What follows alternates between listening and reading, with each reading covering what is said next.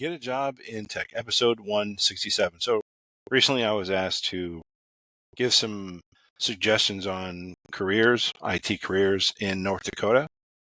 Individual I know is moving to North Dakota, and they're not in IT, obviously, and they were like, hey, what do I do to get a job in IT in North Dakota? I don't live in North Dakota, so I don't know the area all that well. However, I do know this. There are a lot of North Dakota is mainly known for bison farms, cattle, oil drilling, fracking, a lot of that. They have a lot of farms and whatnot. At any rate, my suggestion would be to look at hospitals. All the hospitals around all have IT. They need IT. They have to have IT to function. And that'd be the first thing I'd do. Not a lot of people talk about that. They just talk about IT and getting to work for a company that has mostly IT. So there's a shop like another IT company, managed service provider, etc. But there's definitely a need in a hospital for those type of jobs. The interesting thing about North Dakota, if you look at a map and if you look at some of the internet lines basically going in, it's not well represented basically. There's internet there obviously, right? But these small towns don't have a lot of internet. They're not flooded like you might find in, let's say, Florida would have a lot of internet, a lot of fiber probably laid down, whatnot. In North Dakota, since it's some of it's mountainous region, and there's just large areas of land, most likely they're going to have terrestrial. They're going to have wireless. So you're going to be an antenna. So to have a town, they'll have like an antenna, and it'll point to 20 miles, let's say, away, and that'll be another antenna, line of sight. And that's how they get their internet.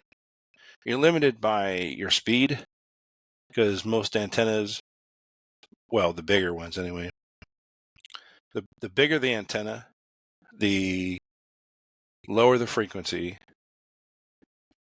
the greater the distance.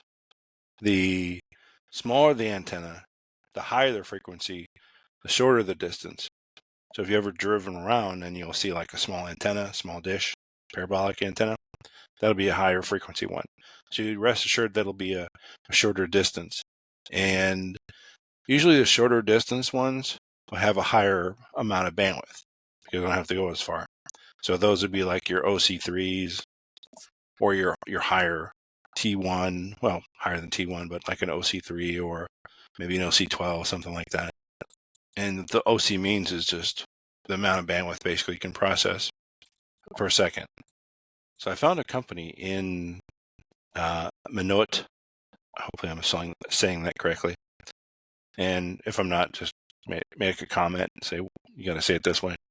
But it's in North Dakota, and it's for Arcos Health. And that looks like a really good one, actually. It's an IT help desk analyst position, which just means most likely I support some healthcare companies, basically, so I can tell you what they do. So what will happen is you have a doctor's office, and they will need services done. Maybe they need an update on the computer, or they need a phone line run, maybe VoIP line run. They need another phone system. They need Cat5 run they want to move their desk. Maybe the Wi-Fi is out, so you have to go and troubleshoot that. Maybe their connection's lost for whatever reason. Maybe they need a new hard drive on their computer. So you're there for that, essentially. You're there just to support the hospital or the health care company, if you will, in any form or fashion. Your role in that job is to make sure that they can process patients, period, plain and simple. If they need files restored, if they need a new laptop, if they need a file file transferred, let's say, maybe they need it and they're not able to do it. Maybe they need someone to copy it to a CD and then manually move it. Maybe they have a closed system on in the hospital area, so they have a closed system. It's not in the network, basically, so they can't pass the file that way. So maybe you're there to transfer that file, whatever that file is. You're also there to patch some of the equipment. Your role isn't going to be to patch or to update, say, like the monitoring equipment. They have someone for that already. But your job is to just manage the computers, manage the switches, the VoIP, the routers, the phone system, anything internet related. That's your role. Firewalls. Usually they have a bigger company that will manage the network for them, and you're just there to do just the day-to-day tasks. You're not there to have to worry about this big giant network and whether it's secure or not. Usually you're there just to manage the day-to-day activities. Your biggest constraint is going to be bandwidth, because there's always going to be a problem with you not having enough bandwidth. So when you get to this job, you want to do like a speed test and just have a baseline. And that way, you know, when you call the network team, you can say, okay, I see this as an issue. That way, because it's going to happen. Guarantee it's going to happen. It always does. That way, when you call them, the network team, you're going to have a baseline. And then when you call them, you say, I'm seeing this trending down. What's going on? Here's the issue. And if you're proactive about it, you're going to help yourself out in that regard.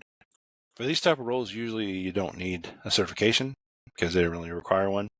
What you do need is just a little bit of patience.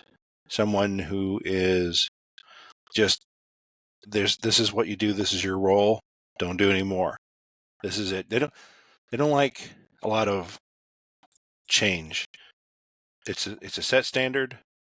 This is how we do it. Don't change it, because a lot of these doctors' offices and hospitals and whatnot, they have a set thing already. Don't go in and change it. They're not looking for someone to go in and make it, change it, and even if it might be better, they're used to this. Leave it alone. That's not really your role anyway, is to change it. Not because you're just a regular admin. Now, if you're like a director, then yeah, but you're just an admin, so I just leave it alone with that. So good luck to my friend who is going to North Dakota, and we'll see you in the next one.